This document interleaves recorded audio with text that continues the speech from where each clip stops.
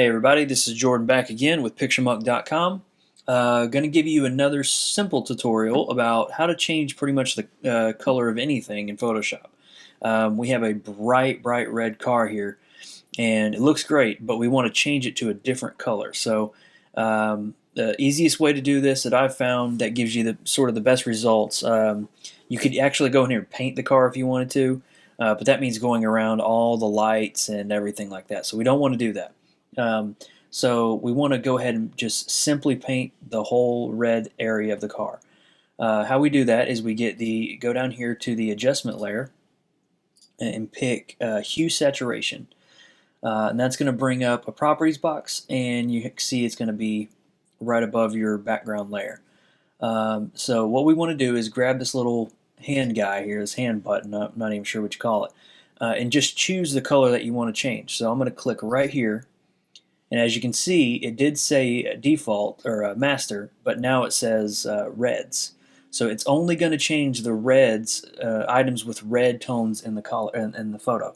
So as we slide it down, you can see it's starting to change, and it's only affecting the red, which is exactly what we wanted. So the car was a nice red color, so I'm going to try to make this sort of like a vintage-looking photo, since it's sort of an old car. So we're going to change it to like a muted orange right around there. We can take the saturation up a bit, maybe the lightness, let's crank that up right around there. Alright, so that was easy. We just changed the color of the car that quickly. But as you can see down here, we have the leaves, and they changed as well, because if we toggle this on, they were sort of a brighter red. So we're going to take our layer mask that automatically comes with a hue and saturation layer, get our paintbrush, make sure you have black as your foreground color, and we're just going to paint back what we want to keep. That was the original color of the photo. So I'm just going to quickly paint back here. Just make sure the tires didn't change that much. Paint over here. These lights were a brighter orange, so I'm going to paint those back in. There we go. Go over to this one over here. Paint that back in.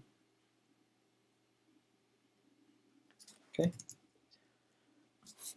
And we'll go back here to make sure anything, just run over this real quickly, make sure anything didn't change. Alright, so there you go. That was easy enough.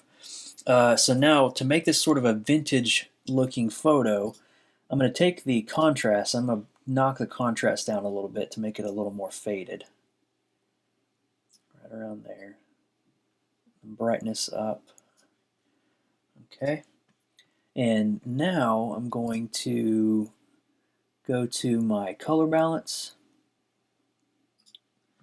and I'm going to take my midtones, and this is kind of going to give it a split tone effect, so I'm going to play around with this, see what I like. So I think I like the yellows better, and take the cyans up to reddish there. Now go to the shadows, play around with that, around there.